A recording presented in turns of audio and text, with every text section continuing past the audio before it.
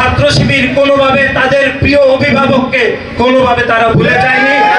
ছাত্র শিবির এত প্রোপাগান্ডা করে, এত নোংরা রাজনীতি করে, কিন্তু তারা তাদের ফেসবুক থেকে কিন্তু এই তথ্যটি তারা কোনোভাবে প্রকাশ করেনি।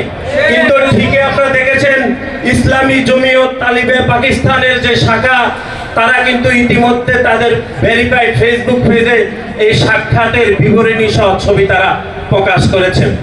আমরা স্পষ্টভাবে বলতে চাই, তালেবান পাকিস্তান সে 1971 সালে বাংলাদেশের গণহত্যা এবং গণধর্ষণের নেতৃত্ব দিয়েছিল, যাদের পরবর্তীতে যাদের নাম হয়েছিল ছাত্র সংঘ। সেই ছাত্র সংঘের বর্তমান পাকিস্তানের যে অংশটি ইসলামী জমিয়ত তালিবান পাকিস্তানের শাখার সভাপতির সাথে ছাত্র শিবিরের সভাপতির যে সাক্ষাৎ, সেটি প্রমাণ করে ছাত্র শিবির কোনোভাবে তাদের প্রিয় অভিভাবককে কোনোভাবে তারা ভুলে যায়নি।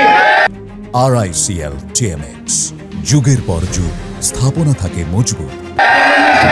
সালের যে গণহত্যা চালিয়েছিল, যে গণধর্ষণ চালিয়েছিল যে সংগঠন, সেই সংগঠনের সাথে দেখা করে বাংলাদেশের শিক্ষার্থীদেরকে তারা চরমভাবে বিভ্রান্ত করেছে এবং বাংলাদেশের শিক্ষার্থীদের সাথে তারা চরমভাবে বিশ্বাসঘাতকতা করেছে। এবং তালেবান পাকিস্তান তাদের ফেসবুক পেজে লিখেছে, bound by faith united in mission.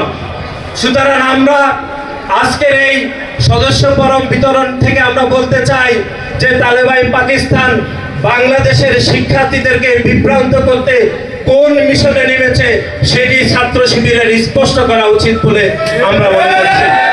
সুতরাং যারা 1971 সালে বাংলাদেশে পূর্ব পাকিস্তানে গণহত্যা গণধর্ষণ চালিয়েছিল, সেই সংগঠনের সভাপতির সাথে দেখা করে বাংলাদেশের সাধারণ শিক্ষার্থীদের সাথে যে বিশ্বাসঘাতকতার রাজনীতি করেছে, সেই জন্য ছাত্র শিবিরকে প্রকাশ্যে ক্ষমা চাওয়া উচিত বলে আমরা মনে করি।